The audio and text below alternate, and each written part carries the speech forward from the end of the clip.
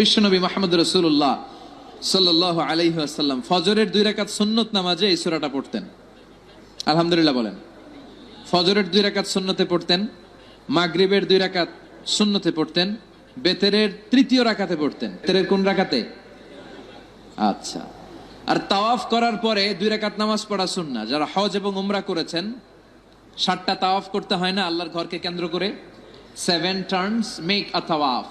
7 বার আল্লাহর এই কাবা ঘরের চারদিকে ঘুরলে একটা তাওয়াফ হয়। শুরু করতে হয় ব্ল্যাক স্টোন কর্নার থেকে, আর রুকনুল হাজারিল আসওয়াদ, যেখানে একটা স্টোন আছে পাথর, এটা জান্নাতি পাথর। এটাতে চুমু দিলে এই পাথরটা ওই যিনি চুমু দিয়েছে তার জীবনের সব পাপ আর গুনাহকে শুষে নেয়। কিয়ামতের দিন আল্লাহ ওই পাথরের একটা জিহ্বা দিবে, ঠোঁট দিবে, চোখ দিবে। সেই মুখ দিয়ে আল্লাহর সামনে দাঁড়িয়ে দাঁড়িয়ে যারা যারা এই পাথরে চুমু দিয়েছিল তাদের পক্ষে আল্লাহর সামনে সুপারিশ করবে। প্রতিদিন এই